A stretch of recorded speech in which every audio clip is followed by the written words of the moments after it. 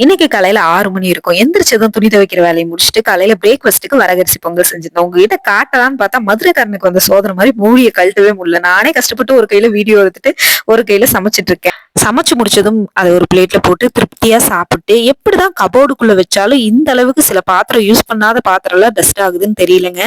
Evening பூ market போய் பூ வாங்கிட்டு வந்தேன். பூவ கட்டிட்டு இருந்தேன். அப்படியே எவ்வளோ முள வருதுன்னு பார்க்கறக்காக ஒரு வீடியோ எடுக்கலான்ட்டு வீடியோ எடுத்தேன். எனக்கு வந்து பாத்தீங்கன்னா, கடையில வாங்கி வைக்கிறதெல்லாம் பிடிக்கவே பிடிக்காது. நானே கட்டி நானே வைக்கணும். அதுதான் பிடிக்கும். அதுவும் முல்ல பூனா ரொம்ப பிடிக்கும். அதுதான் கட்டுறதுக்கு ரொம்ப டைம் ஆகும். ஆனா அதான் பிடிக்கும். ஆக்சுவலி இன்னைக்கு வந்து 1/4 கிலோ ரூ. 200 வாங்கிட்டு வந்தேன். ஆனா ஒரு முழமே வந்து பாத்தீங்கன்னா ரூ. 100 சொல்லிட்டு இருந்தாங்க.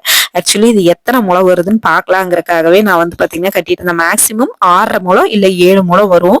நம்ம 1/4 கிலோ பூ வாங்கினோம்னா, நம்ம அதை வெளியில வாங்கினோம்னா ரூ. 700 கிட்ட வரும். இன்னைக்கு ரூ. 80 ரூ. 100 சொல்லிட்டு இருந்தாங்க. ஆல்ரெடி வந்து பாத்தீங்கன்னா பாதி கட்டிட்டேன். இன்னும் இருக்கு. கட்ட கட்ட எவ்வளவு வருதுன்னு எண்ணிட்டு இருந்தேன்.